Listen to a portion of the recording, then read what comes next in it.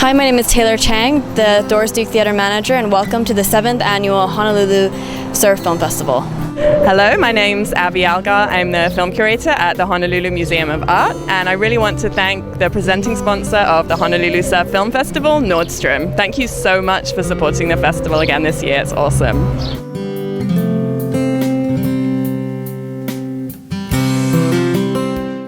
The opening night featured a screening of The Legend of Eddie Aikau and was attended by the Aikau family Ohana. It was the feature-length film version.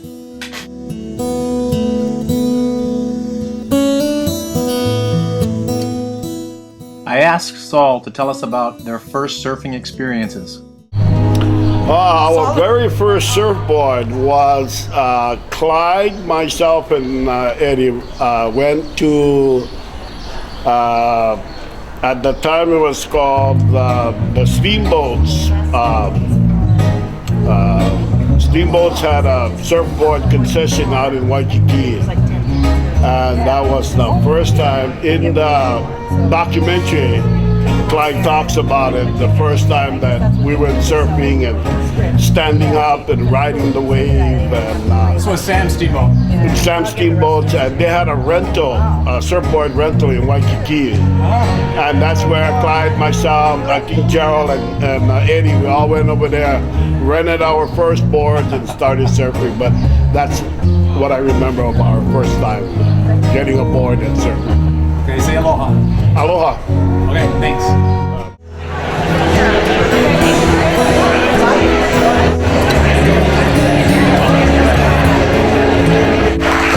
Aloha Kako, everyone. Thank you so much for joining us for the opening of our 7th Annual Honolulu Surf Film Festival. And we're incredibly excited. It's our 7th year and it's going to keep on going. So please continue to support us. I'm just going to show you what we are raffling. So this is a poster that was donated by the Aikau family, and it was signed by all the family members. And usually these run for $100 or more. But the lucky people today are going to get it for free. And those people, so there are 25 numbers hidden under the bottom of 25 seats. So everyone just take a look. Everyone take a look.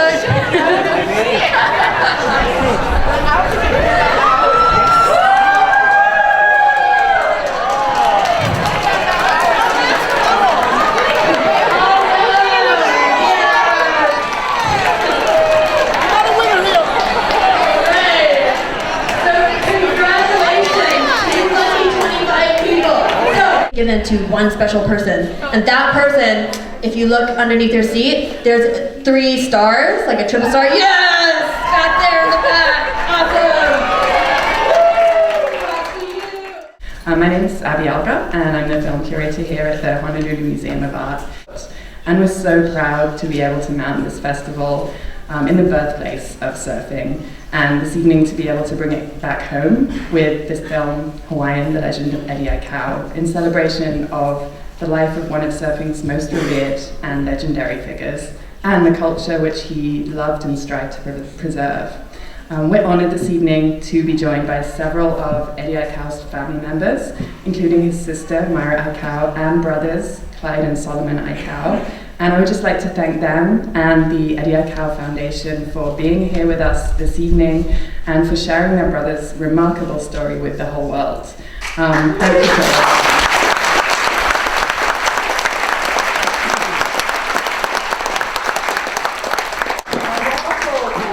I wanted to express that Ricky Gregg has the very last words of the film. Wow.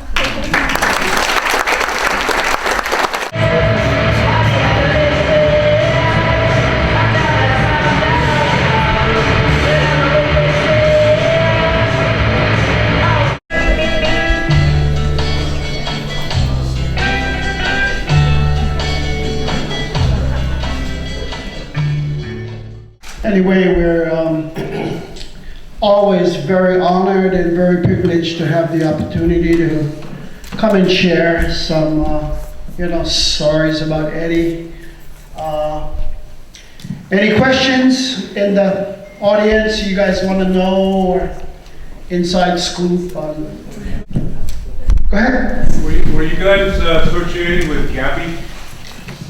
Oh yeah, my dad used to go down to Nalo on the east side and go sit down on the back porch with Gabby and have a few beers. And it was always a lot of fun out there with, Gabby. Our sister Mara used to work with him too for the city and county. Gabby worked for the county, teaching people how to play guitar, ukulele, and then our sister Mara used to work with him at times. We want to share that this documentary was up for the 30 for 30, an Emmy. And it won the Emmy for the ESPN 30 for 30, and on the news they had it that this is the only movie or documentary that's won an Emmy in Hawaii. And so, a credit to Paul and George that they did such a good job with the documentary to win the Emmy. We have a question on the left side here. Yeah, how might Eddie's spirit still be woven into the ukulele's voyage right now? How's he still a part of the ukulele? Nainoa gave a speech in Papaete when they landed, and in this theater full of people like we have tonight, and he had this big picture of Eddie on this screen as Nainoa was speaking to the people. And giving that the spirit, Eddie's spirit, is why they're doing this, and trying to educate the young navigators. And with Nainoa, it's really personal. Eddie is really personal with him, and so his spirit, and it still lives on, and Hokulea. And Nainoa's dedication is, with Eddie, and to encourage all the kids. And of course, it lives on, his memory lives on with Hokulea. Well, when he got lost at sea, Eddie, and for the last 20 years plus, I don't know how many years it's been, but a lot of years, Nainoa obviously feels a personal blame for what happened, along with the Captain Lyman. For a lot of years, I wanted to sit down with Captain Lyman especially, and to sit down and to look him in the eyeball and tell him that, no matter what you would have told Eddie, no matter what you would have tried to do, tie him down or something, Eddie would have found a way to go get help, no matter what the captain would have told him that night. And the captain, all the way until the last breath that he took, he felt responsible, for the loss of Eddie. But I had expressed to Captain Lyman's family that, it wasn't the captain's fault and it wasn't Nainoa's fault. Eddie was going to go no matter what. Sir. So if I remember correctly, they were 5.5 hours out from Oahu. Could you geographically describe where they were? How many miles from Oahu? And was Eddie trying to get back to Oahu? And from the map, I would imagine he's going into the wind, into the swell. I think it was Lanai. They could see Lanai from the canoe, and that's where he was heading. Was to Lanai. It was visible then. At times. Yes. Although the swells were, it was like hurricane, and the swells were pretty big, but it was Lanai, and the next night, actually, from what we heard, is that they made bonfires and stuff that maybe if he could still see it, that he would head over there. But you know, the way the conditions of that evening, you know, one paddle forward, two back, and so we feel that he was drifting to pass towards Kauai, actually. And you know, Ricky was Ricky was kind of the head guy at the house, Ricky Gregg, that was kind of analyzing the waters, the winds, and everything, and kind of diagnosing where we should go and look. And when we saw his surfboard, like Nainoa said, we were almost down Makaha side. And so we figured he drifted that way towards Kauai. And when we searched, because we searched, you know, from Lanai and Honolulu, and then we went to Kauai, in the caves. I mean, it was pretty dangerous. Some guys had to repel some places because all the, we had these people, what do you call it, the psychics, that were calling the house and saying, you know, he's in a cave, he's hurt, he can't yell, but he sees you. And so that drove the number of people that was looking to go into these caves, you know, in the islands. And you know, after a while, one of our good friends fell off the cliff and broke his leg. And that's how our dad, that was it already. That was kind of a sign that to let him go. And so that's why we actually ended it, because somebody fell off a cliff. And it was, what happened is we were looking for Eddie in a cave, and we ended up on this cliff, and our friend was trying to climb down to go look under this cave, and he slipped and fell about 20 feet. And he fell on this reef that was showing, and it was low tide. And in the next few hours, it was going to be high tide. And we was in the boonies down by Honolulu somewhere, and we had to run for help from, you know, because we didn't have the proper equipment to bring him back up, because he was a big guy, like, you know, he was like about 290 pounds. So it was a real drastic situation. And like Solomon said, that was the end of the, you know, search for Eddie at that time. Any other questions? Way back. There was the one surfboard on Hokulea, that was Eddie's board, wasn't it?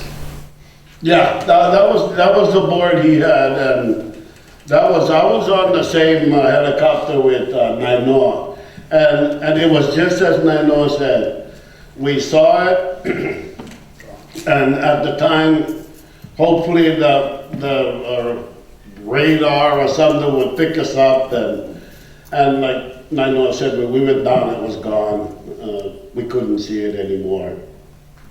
But yeah, that was the board Eddie took. No, and something else we need to understand, that night when the Hokulea turned over, the swells were pushing 15 feet to even 20 feet. But the major problem was, unlike surfing the North Shore, Waimea Bay, you know where the waves are coming from. In the Molokai Channel, these waves are coming from all 4 different angles, hitting you. So, you know, even so, Eddie was one of the great guys in the water and stuff, you know, it was a pretty tough situation from the beginning. But, you know, Eddie had to go, he had to try. Any other questions? Anybody? Yes, ma'am. What's your favorite memory of Eddie? Oh, you know, for us, growing up is a good memory. What's our favorite memory of Eddie? You know, when we were kids, you know, we had so much fun just growing up, and you know, I mean, there's many. Well, you know, Eddie was like, even from a young age on Maui, he was always like the guy that ran the fastest, the guy that you couldn't catch, the guy that could play music better than everybody else, you know, and I guess the guy with the, you know, big body. You could say the memory is that he was the winner and we always lost. But you know, we used to play chase master in trees, and we used to jump from branch to branch and try to catch each other. And of course, Eddie was the last one to be caught. Yeah, I'm just wondering if you guys know maybe like what motivated him to try to make peace with the Australian surfers.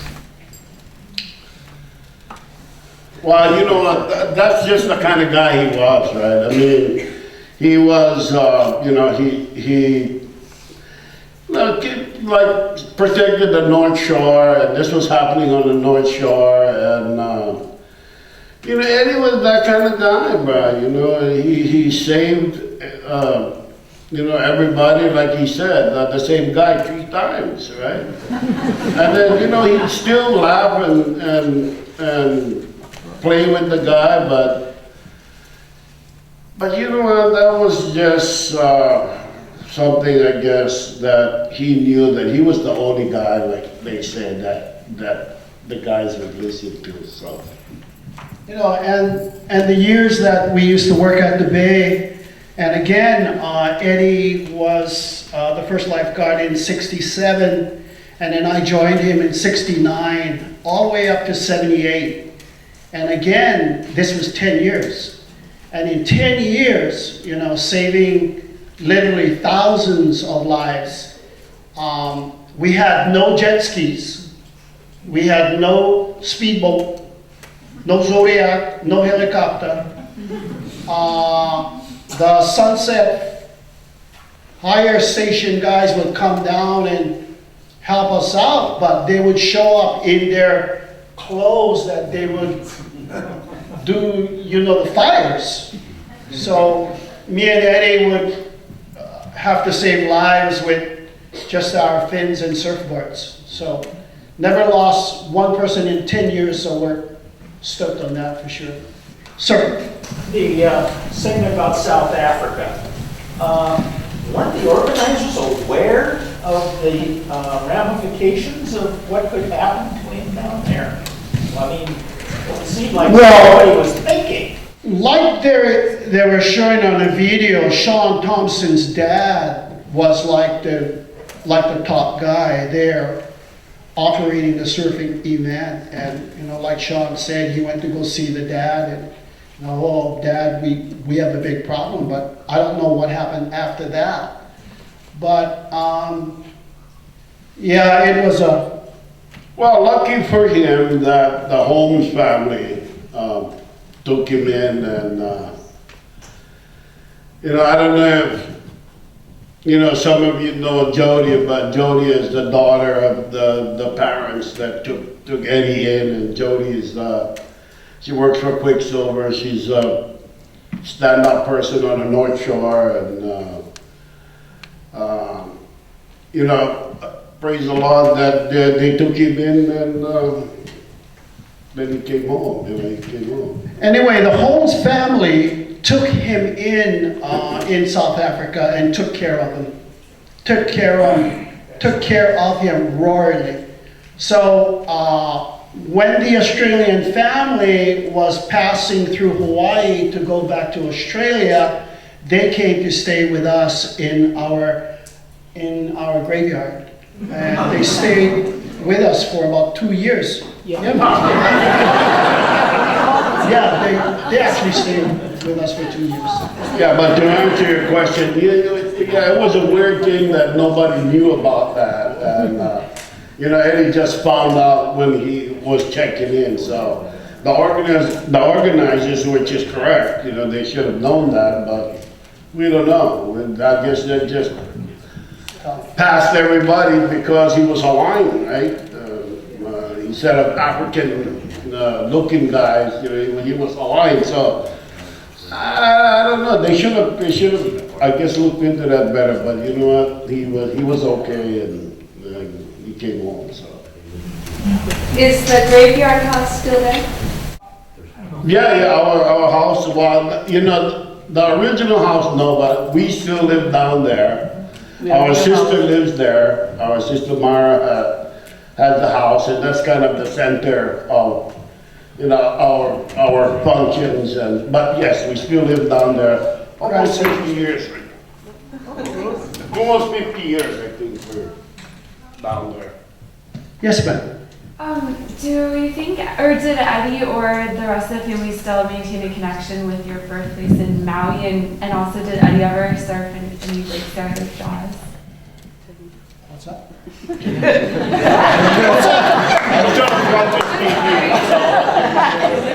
I was just wondering if Eddie still felt connected to he was born in Maui, correct? Yeah. Yeah, did he still feel a connection to his birthplace in Maui, and did he ever go back and surf over there, for example, with Jaws?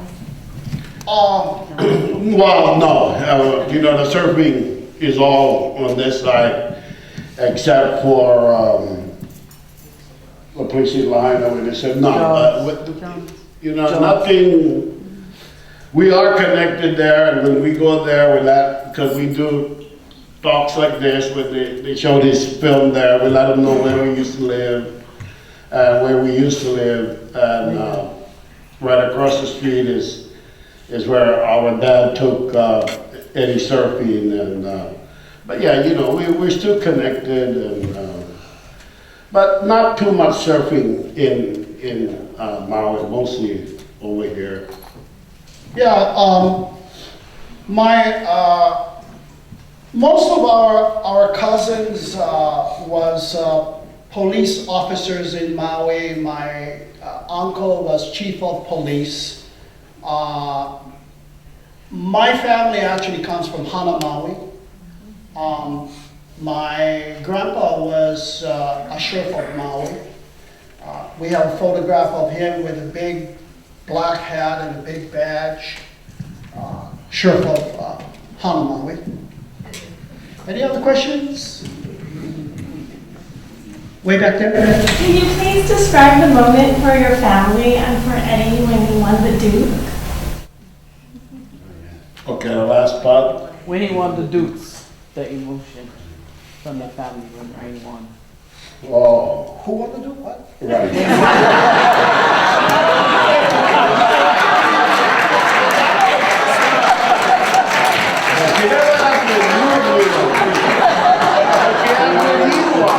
When Ryan won. When Ryan won, what was the emotion like in our family? Oh.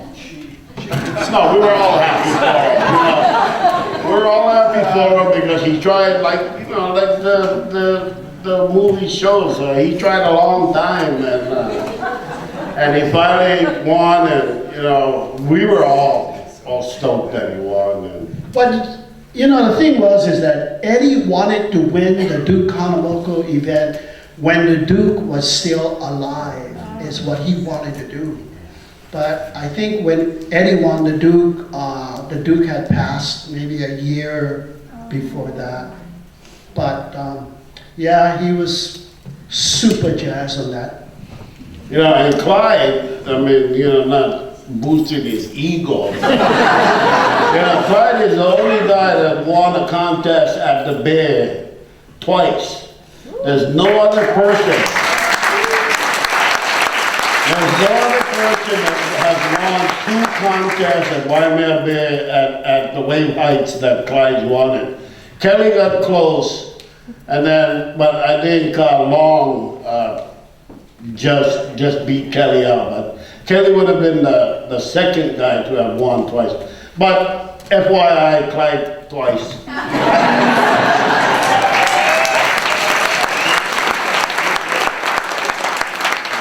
And and you know, I want to express also that 1967, November 19th, Wednesday, Stuart Coleman gives me another day, but I'm going to stay with my Wednesday, November 19th, 1967. That day, Waimea Bay, like you saw on the film, is the biggest rideable day Waimea ever produced, from 1967 all the way till 2014. And I caught every swell that came in since then, and rode them too. So I'm legitimately telling you that Waimea Day is the biggest day ever ridden. I mean, we have a photograph of Eddie at home. His board is 11 feet long. You can take that 11 feet and scale it down the wave 5 times. 11 feet board, 5 times down the face of the wave. That's pushing 40 feet. I don't think nobody else rode a... And that's a paddling too.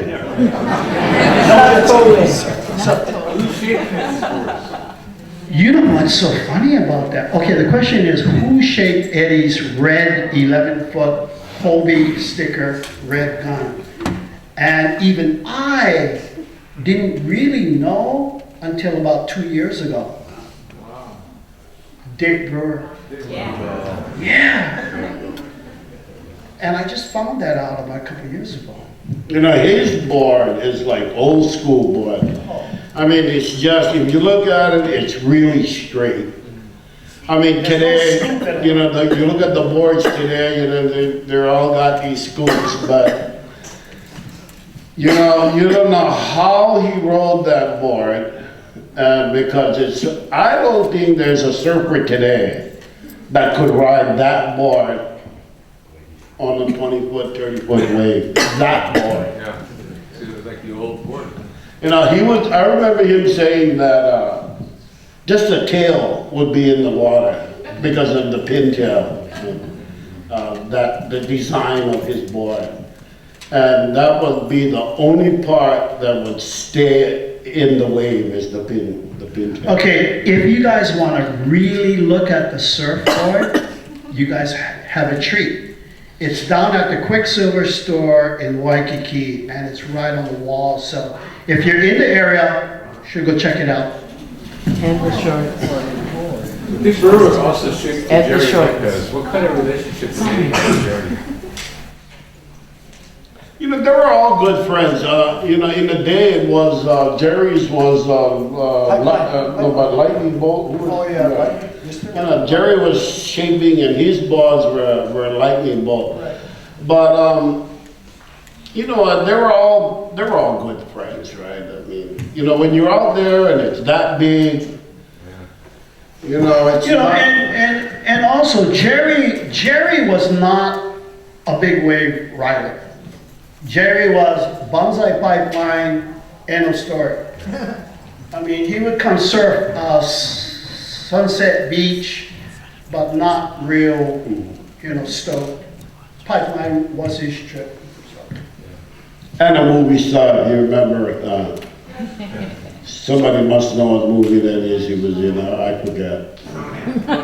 Yeah, there you go. Yes. I just wanted to ask if you know if Eddie would really tow. I mean, if you'd be into the jet ski kind of going ways, or not really, like he would just be kind of against the whole idea of having a jet ski pulling you into the wave. You know what, you know, if it's the going on thing that everybody's doing, I think he would have tried it. Yeah. Yeah, would Eddie tow? That's my question. Oh yeah, I had this guy on the North Shore creating Eddie would tow deals, and us guys wasn't so happy with that. I wanted to know. So I think we'll talk story with him. No, but I think he would have done it. I mean, I don't think he would. Akbar said he don't think Eddie would tow. Bring another chair up here, please.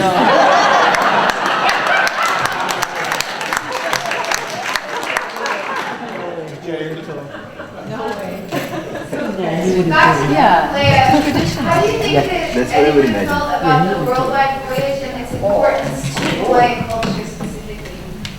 Well, I think he would be one of the guys that want to be on that boat every minute of every hour.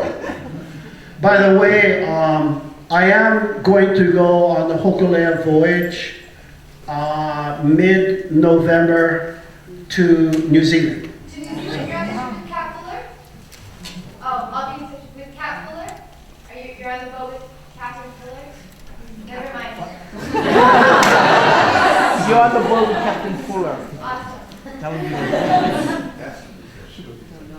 you don't know yet who's on the crew. What's that? I'm sorry. She wants to know if you're going to be with Captain Fuller on that crew. I will be what on him? On the boat. You know what? He don't know. That's true. That's true. To answer your question, I think Eddie would definitely want to be on that tour. I mean, He seems like a really intuitive guy. Do you know if he was superstitious at all or anything like that? Like, he's very intuitive, like with nature. Do you know if he was superstitious at all or anything weird? Okay. Superstitious, if Eddie was superstitious. Sullivan? No. Well, I think we all are to an extent. Well, you know, Eddie was a type of guy where if he was going to go to the North Shore and hang out there for about 2 or 3 days, he would take about 6 shots, 6 shirts, all his boards. He would always try to prepare himself. Okay, to answer your question, just that question is, we had this one guy before Eddie left that said, don't go, okay? Something's gonna happen, you're not gonna make it. And so this came through the family, and Eddie knew about it, and of course you think, Berta is pupuli, right? That he thinking that kind of stuff. So he went anyway, right? I mean, what the guy was saying will happen. So, suspicions or whatever, I don't know, we were told not to and he still went anyway. Well, you're talking about that subject. When we were looking for Eddie, the family was desperate. Like how a lot of families are desperate. We were desperate and we started to turn to psychics. One psychic said that, Eddie's out of Makaha, and there's a whale out there who's floating, and Eddie is in the whale. Another psychic said that Eddie was in this cave and he's hurt and he's calling for help. And then we'd send everybody to go look for caves. Then we had another psychic that said something else and something else. But when a family gets desperate, they try everything. So, the psychics didn't work out so good for us. Well, for us, for our family, we find peace in, how Eddie went and, where he went. And for him, it was, I guess, the perfect ending for him. And what he was trying to accomplish and where he ended up. So you know, we're happy with that, to deal with that and to know where he is. I have some sons, 2 sons that passed away, and they were young boys, and but we put them outside of Waimea Bay, about 5 miles out from the lifeguard stand, and so I have 2 sons out there with him. So, you know, we find peace in where Eddie is and where the boys are. So, you know, it's a good. I mean, he was lucky. It's a good place to be anyway. So, you know, with that, you know, I think we're gonna end. So, you know, we just want to thank all you guys and the Academy for doing this, and we appreciate all of you coming down here.